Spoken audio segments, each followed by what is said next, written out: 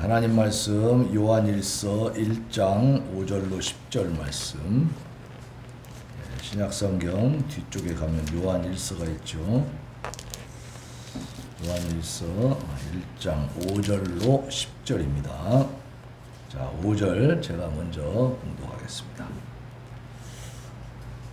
우리가 그에게서 듣고 너희에게 전하는 소식은 이것이니 곧 하나님은 빛이시라. 그에게는 어둠이 조금도 없으시다는 것이니라.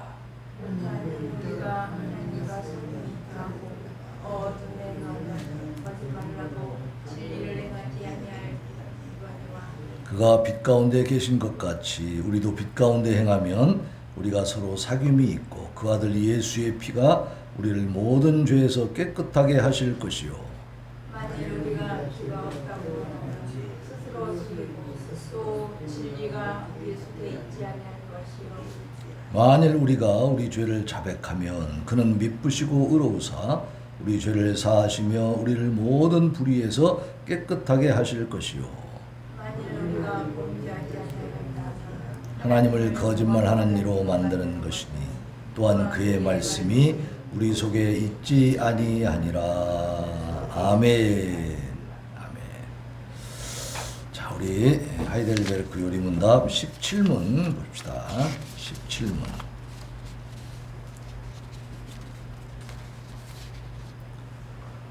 자, 17문을 봅니다. 하이델베르크 요리문답 17문.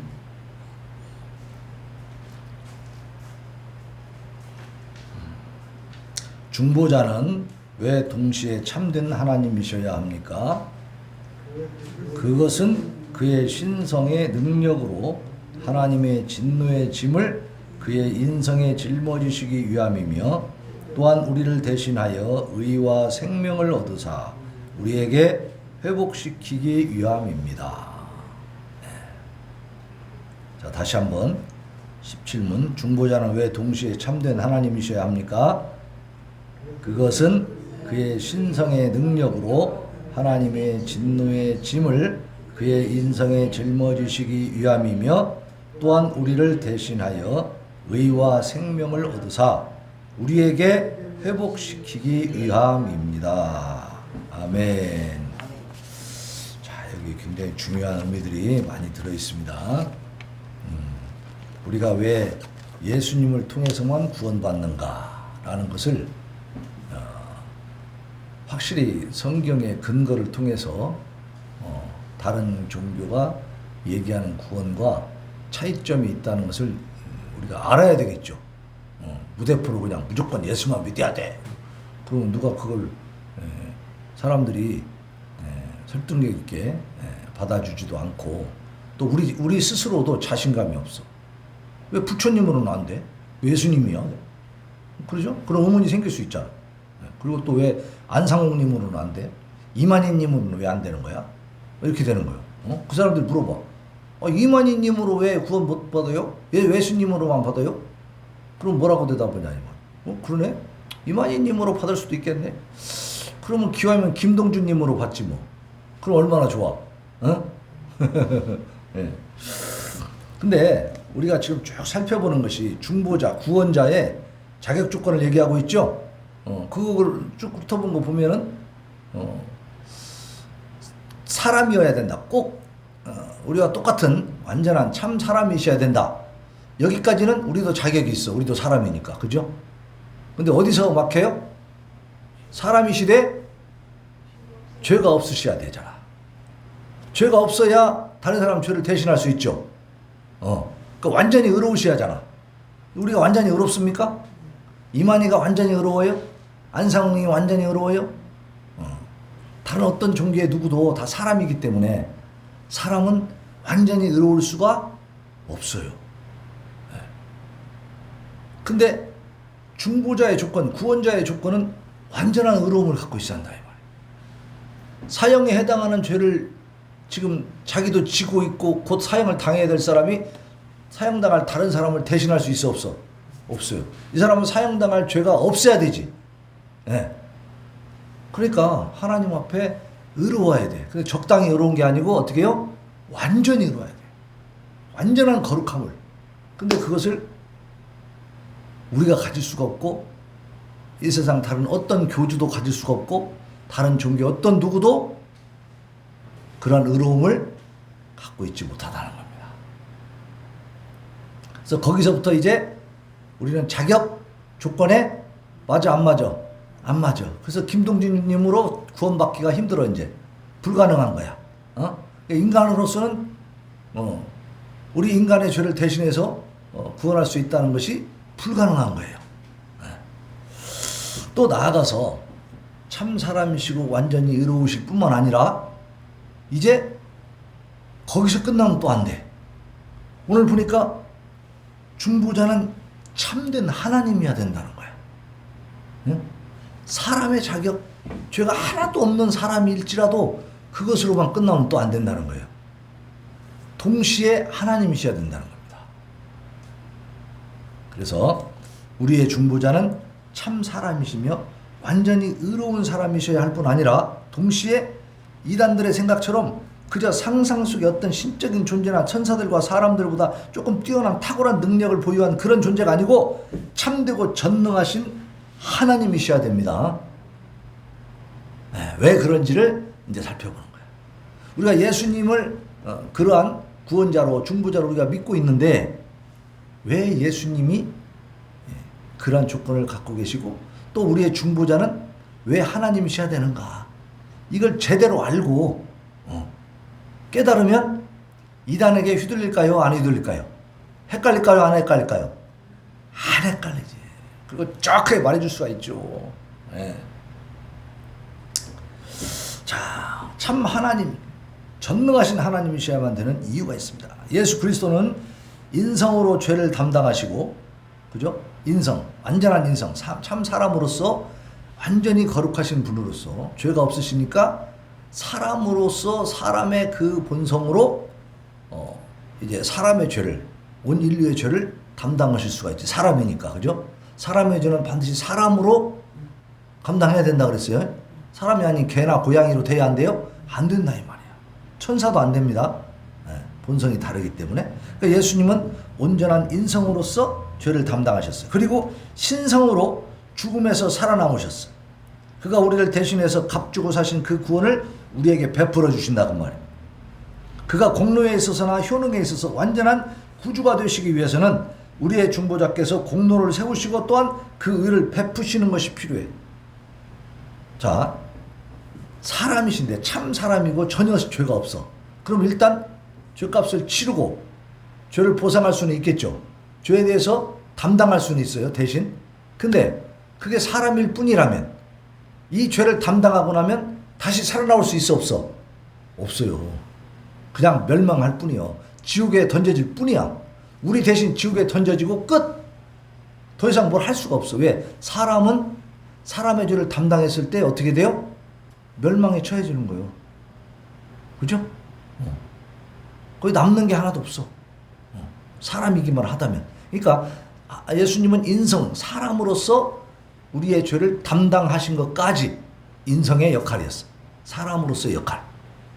그런데 참 하나님이셔야만 되는 이유는 우리는 그렇게만 해가지고 구원받지 못합니다.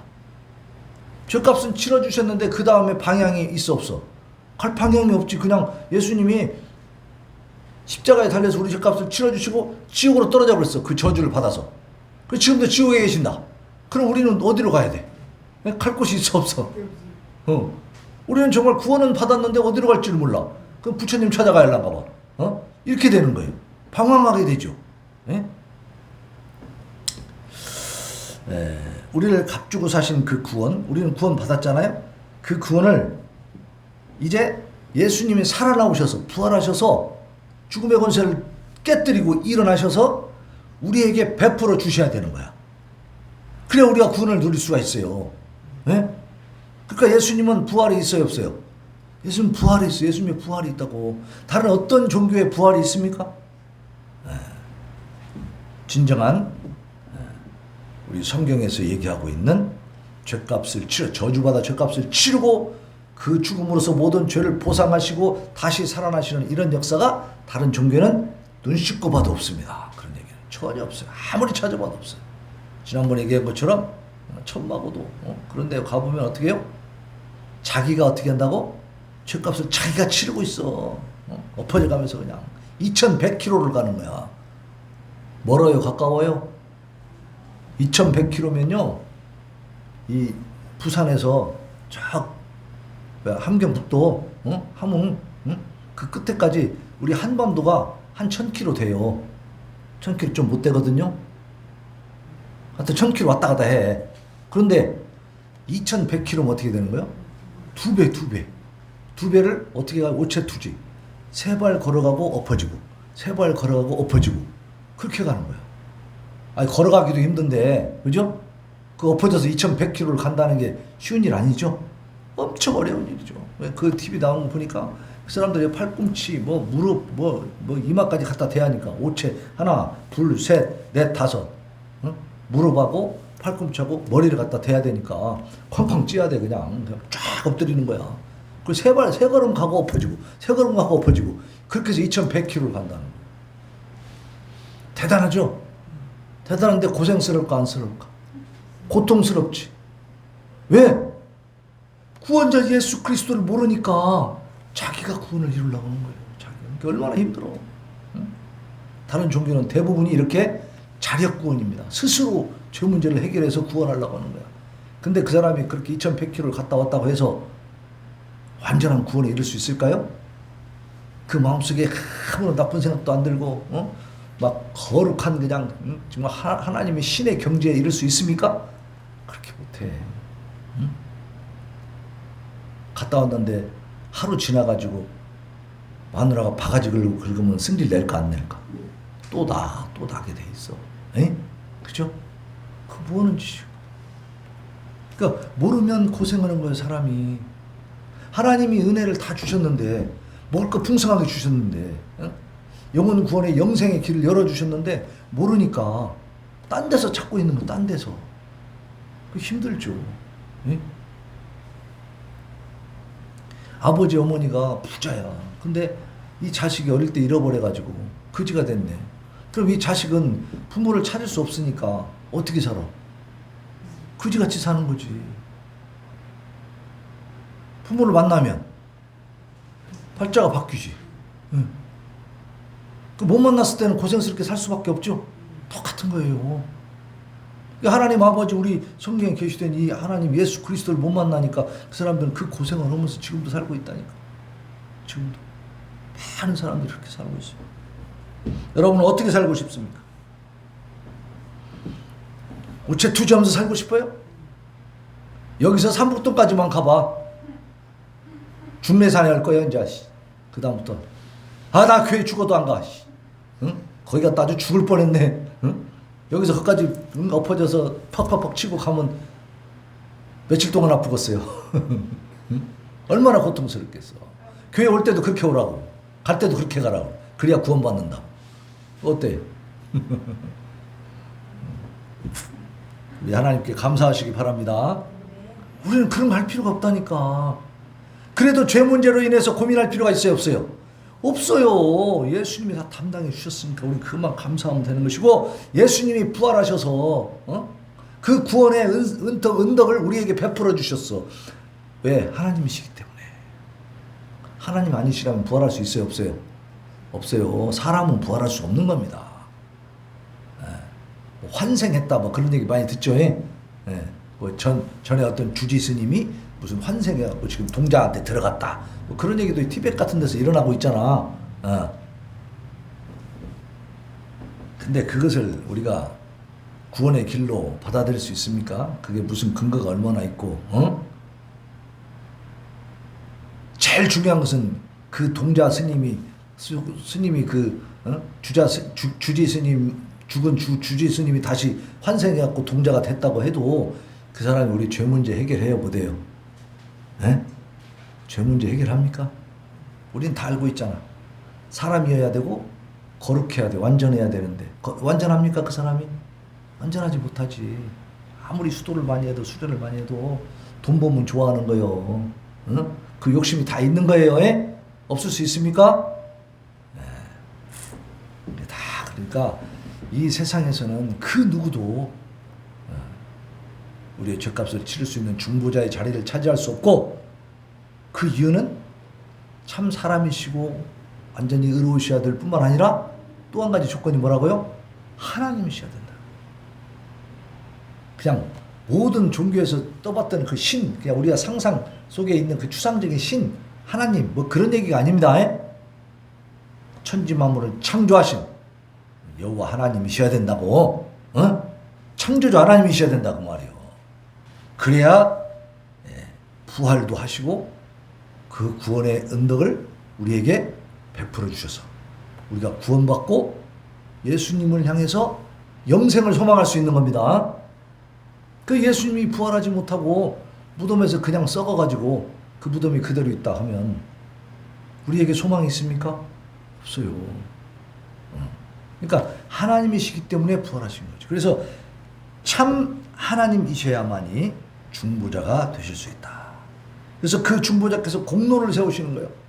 그러니까 우리는 죄값으로 멸망할 수밖에 없지만 천국에 들어갈 수 있는 공로는 누구만 세울 수 있어요? 이 중보자, 구원자만 세울 수 있어요.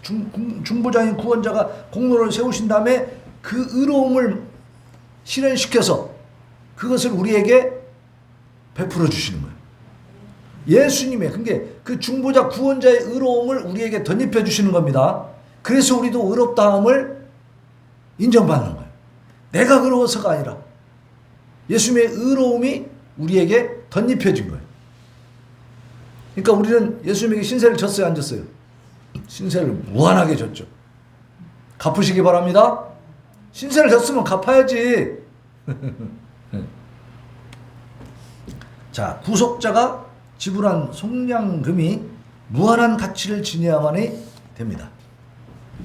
자, 어떤 사람이 정말로 죄가 하나도 없이 살았다 합시다. 참 사람이야. 그러나 이 사람의 죽음은 모든 피조물들의 멸망보다 무한히 더 가치 있는 것이요 모든 천사들과 사람들의 거룩함의 어떤 그 효용보다 더 가치가 있다고 말할 수 있어요, 없어요? 사람의 죽음이라는 것은 그러한 가치를 가질 수가 없어요. 예를 들어서 그런 사람이 하나 있다면 다른 사람 한 사람의 죄는 대신할 수도 있겠지. 그죠? 근데 사실은 인간에게는 어떤 의무와 책임이 있냐면 하나님 말씀대로 살아갈 책임과 의무가 있죠. 그러면 그 말씀대로 완벽하게 살아가지고 죄 없이 거룩하게 살았다라고 한다면 이 사람은 다른 사람을 구원할 능력이 있는 게 아니고 자기를 구원한 거죠. 거기에서 끝나버려요. 이런 사람이 있을 수도 없지만 있다고 해도 그 사람은 다른 사람을 구원할 그러한 어떤 공로의 여부는 없는 겁니다. 자기를 구원할 공로밖에 없는 것이지. 그 사람의 또 생명, 목숨값이라고 하는 게 인류 지금 현재 우리 지구상의 인구가 거의 75억, 80억 가까이 된다고 하는데 과거로부터 온 사람은 빼놓고라도 지금 현재 살고 있는 이 75억 인구의 죄값을 치를 만한 가치가 있을까요? 그 사람이? 그럴 수가 없다는 거예요. 그러나 중보자, 구원자는 역사 이래로 아담 이후로 모든 인류의 죄값을 다 치를 수 있는 가치가 있어야 돼요. 그죠? 근데 사람의 목숨이 그만한 가치가 있을 수 있는가? 없다는 거예요. 그렇기 때문에 우리의 구원자요 중보자는 어떻게 해야 돼요? 하나님이셔야 돼. 창조주, 그것도 창조주 하나님, 우리가 만든 신이 아니라 그리스 로마 신화에 나오는 무슨 제우스나 이런 게 아니고 창조주, 이 세상을 만드시고 지금까지 경륜하고 계시는 그 창조주 하나님의 목숨값이라면 전 인류를 구속하고도 남을 만한 가치가 있을까요, 없을까요? 있습니다. 그래서 참 하나님이셔야 된다. 하나님이 아니고는 절대로 이 구원을 이룰 수가 없다는 겁니다. 그래서 예수님만이 구원자라고 말하는 거야. 그래서 예수 그리스도의 죽음은 모든 피조물들의 멸망보다 무한해.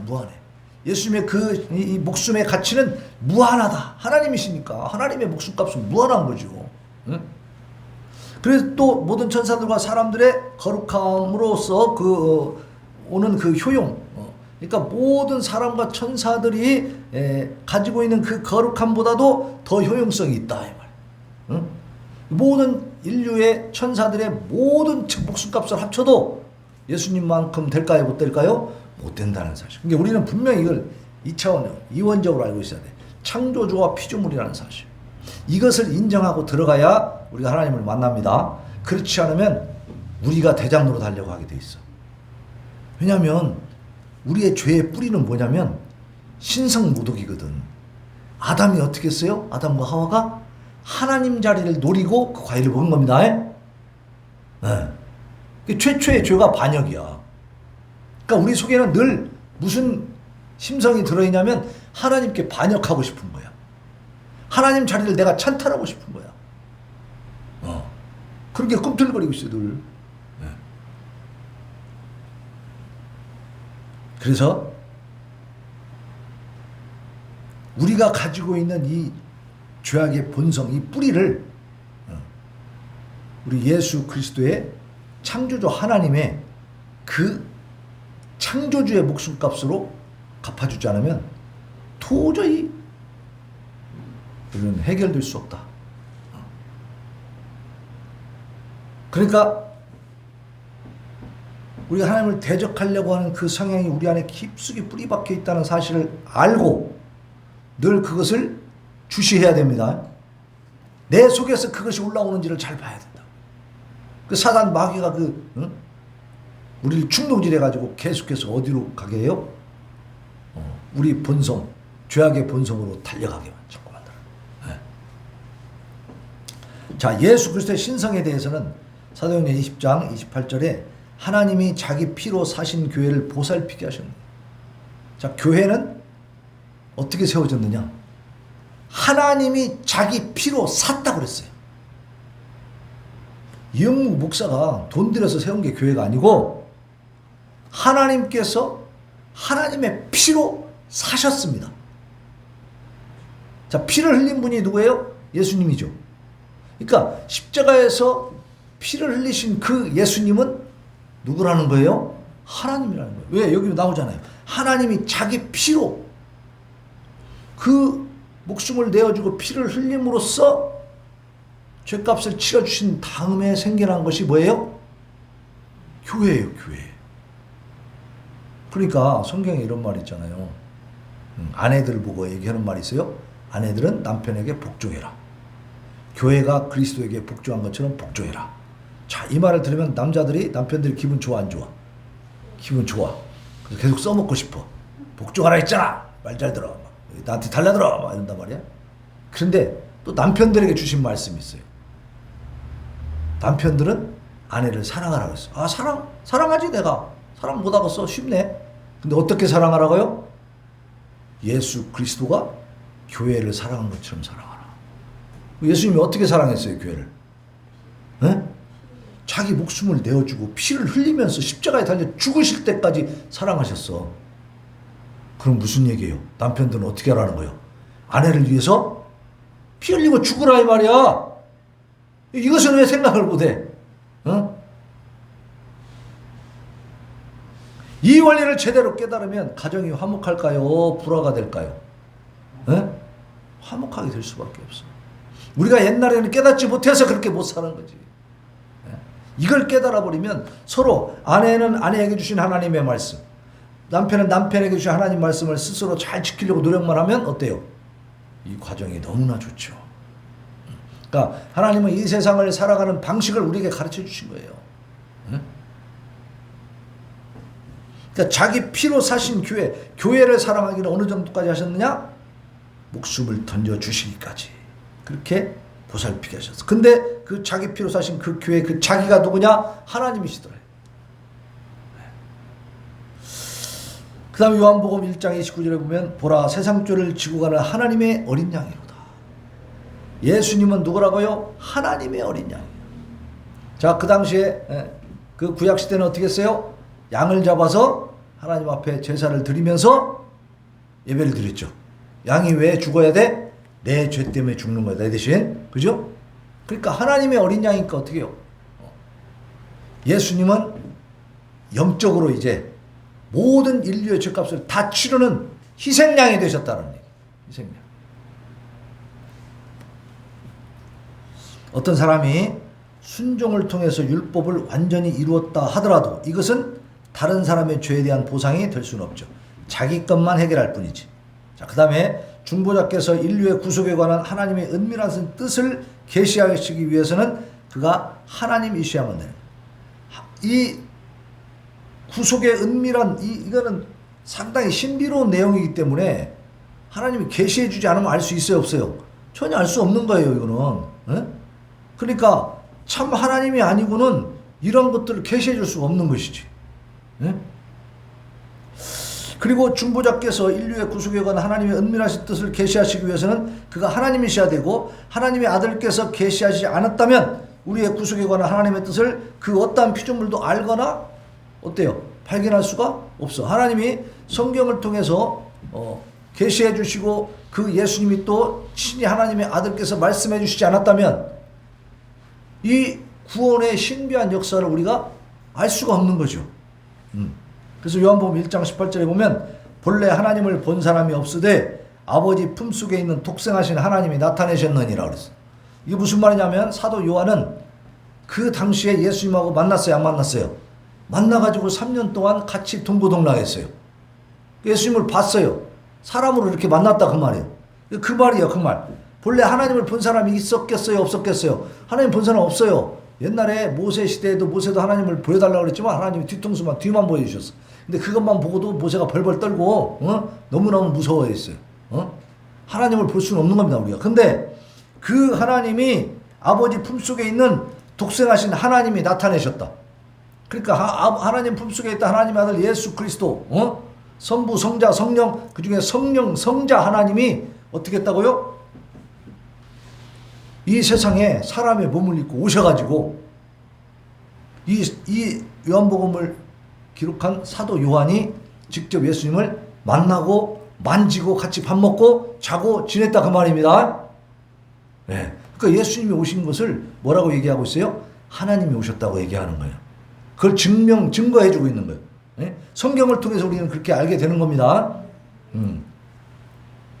중보자께서 성령을 주시고 교회를 모으시며 거기에 임재하시고 또한 그의 죽음을 통해서 값주고 사신 은택들을 베푸시고 보존할 수 있으려면 그가 반드시 하나님이셔야 된다. 하나님이 아니고는 이걸 할 수가 없다는 거예요. 하나님 아니고는 교회를 세울 수가 있습니까? 없습니까? 교회를 세울 수 없습니다. 네? 여기에 임재하실 수도 없죠. 또 값주고 사신 그 은택들을 베푸시고 보존하고 그리고 우리에게 덧입혀 주시는 것은 하나님이셔야만 할 수 있다. 요한복음 15장 26절에 보면 내가 아버지께로부터 너희에게 보낼 보혜사 곧 아버지께로부터 나오시는 진리의 성령이 오실 때 그가 나를 증언하실 것이고 예수님 직접 하신 말씀이거든. 그러니까 아버지께로부터 너희에게 보낼 보혜사가 있다는 거야. 이것을 하나님이 아닌 분이 말할 수 있어요? 사람이 이걸 말할 수 있어? 하나님의 보혜사 성령을 사람이 보낼 수 있습니까? 너무 천만의 말씀. 그러니까 이 말씀을 예수님이 하셨다라고 하는 것은 뭐예요? 예수님이 하나님이시라는 것을 스스로 또 증명해 주고 있는. 요한복음 14장 16절에 보면 내가 아버지께 구하겠으니 그가 또 다른 보혜사를 너희에게 주사 영원토록 너희와 함께 있게 하리니. 그러니까 우리와 영원히 함께 있는 분이 지금 누구예요? 우리 안에서 우리로 깨닫게 하시고 우리 기도할 때 응답하시고 우리를 이렇게 인도하시는 그 하나님이 누구예요? 성령 하나님의 역사입니다. 성령 하나님. 성부, 성자, 성령의 하나님께서는 각각의 역할이 있으신데 성령 하나님 이게 왜냐하면 예수님이 가시면서 보혜사 성령을 보내주겠다 그랬거든. 다 보혜사요. 성부 하나님도 보혜사, 성자 하나님도 보혜사, 성령 하나님 보혜사인데 성자 하나님이 이 땅에 오실 때는 인간의 몸을 입고 오셨죠. 그러니까 이 공간과 시간의 제한을 받아야 안 받아요? 아니, 돌아가셔서 부활하시기 전에는 똑같이 우리가 사는 거 똑같기 때문에 공간의 제한을 다 받았어요. 배도 고팠어요. 피곤하면 주무셔야 됐어요. 똑같은 우리가 똑같은 참 사람이셨다고 말이에요. 그렇기 때문에 예수님이 다시 가셔야 승천하시고 부활하시고 승천하셔서 하나님 보좌로 다시 올라가셔야 이제 보혜사 성령이 오셔가지고 전 세계적으로 동시에 얼마든지 우리와 함께 역사하실 수가 있겠죠. 시간과 공간의 제약이 없이.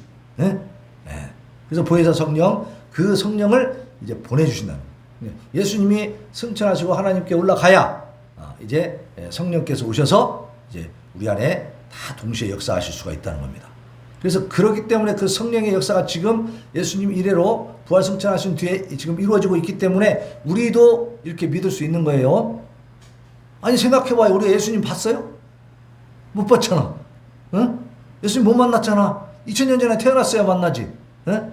유대 땅 베들레헴 거기 이스라엘에서 딱 태어났어야 우리가 거기 그 시대에 살고 있어야 우리 예수님 만났을 거 아니에요. 우리 못 만났어요. 얼굴도 못 봤어. 그죠? 그런데 우리가 예수님 믿어요 지금. 이건 누구의 역사예요? 성령 하나님이 지금 하시는 일인 줄로 믿으시기 바랍니다. 그러니까 이 성령을 보내주실 분은 누구야? 예수님 뿐이라는 거예요.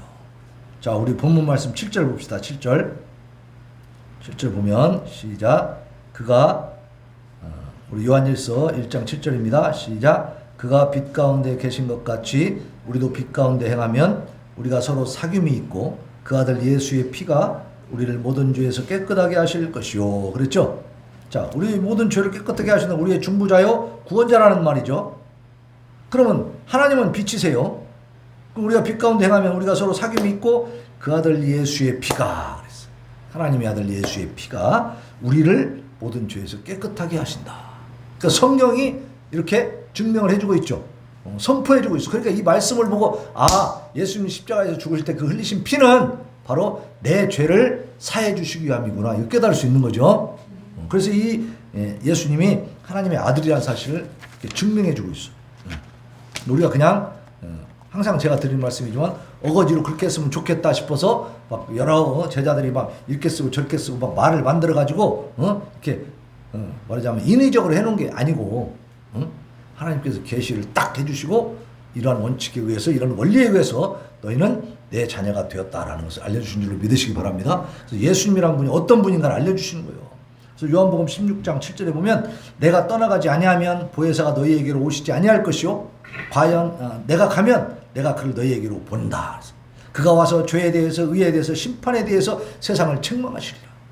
우리가 지금 예수님을 본 적이 없지만 그러나 우리가 살아가면서 말씀을 통해서 이렇게 설교를 듣고 또 말씀을 읽고 기도하는 가운데 이 성령님께서 우리를 책망하시는 거, 야 이건 잘못됐다, 이건 죄야, 이런 것은 하나님 앞에 영광이 되지 못한다, 이런 것을 깨닫게 돼요, 못해요?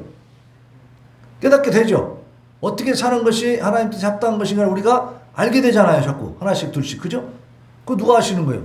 성령께서, 보혜사 성령께서. 예수님이 부활승천하셨기 때문에 이제 우리에게 이 성령을 보내주신 줄로 믿으시기 바랍니다. 그래서 우리는 항상 성령 충만해야 된다 그런 말 하잖아요. 성령 충만. 그 무슨 말이에요? 성령께서 우리 안에서 역사하시면서 생각으로 여러 가지 환상으로 또 우리의 마음으로 이렇게 깨닫게 해주실 때에 거기에 우리가 충분히 순종하라는 거예요. 거역하지 말고. 네. 자, 이제 결론을 내립니다. 7절 말씀에 보면 아까 봤죠? 그 아들 예수의 피. 예. 그래서 하나님이셔야만이 우리의 죄값을 치를 수 있다는 사실. 또 메시아는 여호와 우리의 공의이셔야 된다. 우리의 공의. 그러니까 하나님은 공의의 하나님이시기 때문에 이 죄 문제를 해결하고 이 죄인을 구원하기 위해서는 하나님의 공의를 이루어야 돼요. 근데 우리가 공의를 절대 이룰 수 없다는 거예요. 인간은 이룰 수 있는 어떤 아무런 능력이 없어요. 그런다고 다른 어떤 피조물을 찾아봐도 그러한 존재가 없더라 이 말이에요. 오직 누구만 여호와 우리의 공의가 되시는 분은 메시아 구원자 중보자이신데 그분은 우리의 하나님의 공의를 이루어야 되는데 누구만이 이룰 수 있었다? 예수 그리스도만이 그것을 이루실 수 있었다는 겁니다. 예레미야 23장 6절에 보면 그의 날에 유다는 구원을 받겠고 이스라엘은 평안히 살 것이며 그의 이름은 여호와 우리의 공의라 일컬음을 받으리라. 그러니까 예수님이 오시는 그날에 예수님의 역사가 이루어지는 그 시대가 오면 여호와 우리의 공의. 예수님 자체가 하나님의 공의로. 하나님은 죄가 있으면 반드시 어떻게 하세요? 벌하시지. 그러니까 우리가 다 벌 받아야 되는데. 그래서 다 형벌을 받고 어디로 가야 돼? 지옥에 던져져야 되는데. 그것이 공의 하나님의. 그런데 우리를 다 지옥에 쳐넣는 것이 하나님의 마음에 기뻐요, 슬퍼요? 하나님도 슬프신 거야. 하나님도 괴로우신 거야. 그러니까 어떻게 했어요? 독생자 예수 그리스도를 이 땅에 보내서 그 예수님으로 하여금 내 대신 죄값을 치르게 해주셨다. 그래서 우리가 하나님의 공의를 예수님이 이루어 주신 것을 그 덕을 우리가 덧입고 우리 하나님 앞에 담대하게 나가는 거예요. 우리는 비록 죄인이고 아직도 부족하지만 예수님을 믿는 믿음, 어떤 걸 믿어요? 예수님이 내 죄 문제를 해결해 주셨다는 그 믿음. 그것으로 하나님 앞에서 아버지 할 수 있어. 우리도. 네? 그 죄 문제 해결되지 않은 사람이 아버지 하면 문제가 있어요, 없어요? 문제가 크지. 네? 죄 문제 해결되지 않은 사람은 절대 자녀가 될 수가 없는 것이니까. 네? 우리의 중보자는 그의 신성으로 또 신성의 능력으로 하나님의 진노의 짐을 그의 인성에 짊어지셔야 되고, 또한 우리를 대신해서 의와 생명을 얻으사 우리에게 어떻게 해줘야 돼? 베풀어줘. 우리를 회복시켜줘야 돼. 회복시켜. 보혜사 성령을 또 보내셔서 우리로 성령의 인도를 받아 구원을 이루게 하셔야 되기 때문에 반드시 하나님이셔야 된다. 그래서 우리의 중보자는 사람이셔야 되고 죄가 없으셔야 되고, 그리고 또 한 가지 조건이 뭐예요? 에? 오늘 했잖아. 뭐예요? 사람이시고 죄가 없으시고. 자, 세 가지 조건이 있어. 중보자, 우리의 구원자는 사람이셔야 되고, 참 사람이셔야 되고, 죄가 없으셔야 되고, 그 다음에는 하나님이셔야 된다 했잖아. 오늘 제목이 뭐예요? 제목 한번 읽어봐요, 같이. 제목. 자, 17문 봐봐요. 17문. 왜 중보자는 참된 하나님. 그죠? 왜 중보자가 참된 하나님이야 되는가 오늘 설명 쭉 했잖아. 그죠? 그러니까 세 가지 조건이 있어. 중보자, 구원자, 우리의 구원자의 조건. 첫째는 사람. 그 다음에는 죄가 없어야 된다. 세 번째는 하나님이셔야 된다. 자, 이제 다음 주에는 그러한 조건을 갖춘 분이 누군가를 찾아보는 겁니다. 전 세계 모든 종교와 사람들, 역사적으로 위인들, 성인들 다 찾아봅시다. 참 사람이요 죄가 없고 하나님이신 분을 한번 찾아봅시다. 한번 일주일 동안 연구해봐요. 어떤 분이 그런 조건을 갖추고 있는가. 우리 구원자를 찾아야 될 거 아니에요. 우리 중보자를 찾아야 될 거 아니에요. 자, 우리 이 시간에 하나님 앞에, 하나님, 정말로 우리의 중보자가 참 하나님이셔야 된다는 사실을 오늘 말씀을 통해서 깨닫게 해주시니 감사합니다. 이제 그 하나님이 누구신지를 우리가 분명하게 깨닫고 흔들림 없이 우리의 신앙을 지켜갈 수 있게 해주시옵소서. 우리의 구원자는, 우리의 중보자는 참 사람이시오 죄가 없으시고 참 하나님이셔야 된다. 진짜 하나님이셔야 된다는 사실을 우리가 마음판에 확실히 새길 수 있도록, 그래서 세상에 나가 그 어떤 상황 속에서도 흔들리지 아니하고 혼란되지 아니하고 미혹되지 않도록 하나님 지켜주시옵소서. 하나님 앞에 부르짖어 기도합니다. 주여 주여 주여. 아버지 감사합니다. 오늘도 아버지 하나님, 우리의 중보자여 구원자는 과연 어떤 분이어야 되는가를 오늘 분명히 다시 한번 깨닫게 해주시니 감사합니다. 우리의 중보자여 우리의 구원자는 참 사람이시오 죄가 없으신 분이요 또 아버지 하나님이여 참 하나님이셔야 됩니다. 창조주 조물주 하나님이셔야 됩니다. 아버지 하나님,